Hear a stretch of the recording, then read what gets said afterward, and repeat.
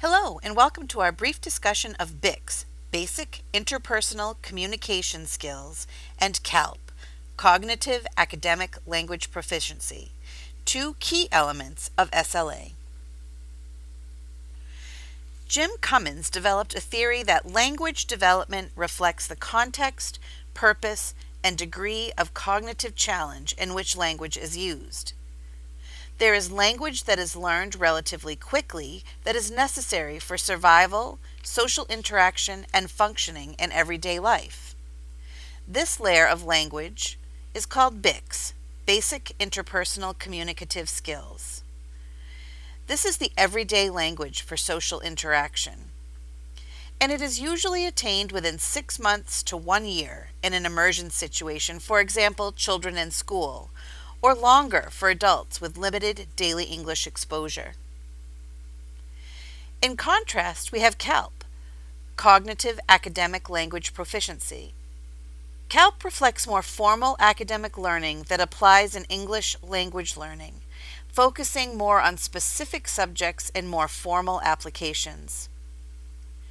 This level of English proficiency takes many years to develop. For children in an immersion situation in school, 5 to 7 years, and for adults with less intensive exposure to school, even longer. BICS and CALP are important to consider for Generation 1.5ers. As we mentioned in the previous introductory video, Generation 1.5ers are non-native speakers of English who were born in the U.S. to recent immigrant parents or born abroad but largely educated here in the U.S., often maintaining their native language and cultural traits from their native country. They are native or near native in their English conversational speaking skills and appear to have the skills to succeed in ABE classes. However, they may have limited literacy in their first language and also have limited English writing skills, especially those needed for academic writing.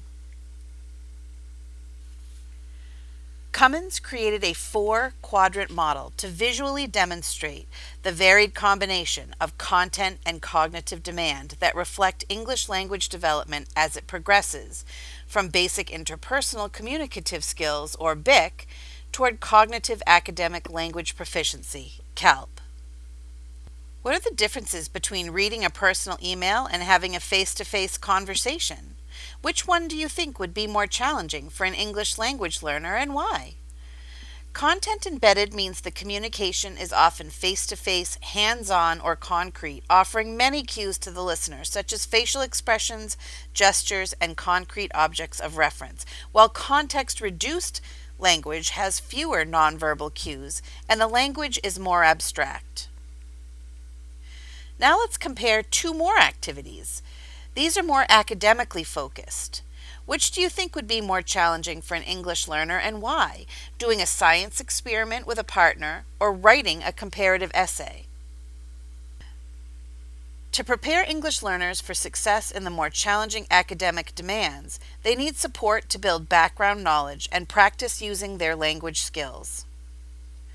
While teachers can't always control the cognitive demands of a lesson, they can control how much context to provide. This is one of the key takeaways. You can help ELs in your class by providing visuals, real objects, interactions with people, and field trips to actual places before the lesson, not after, to provide that missing background knowledge. Thank you so much for joining us for this conversation about BICS and CALP.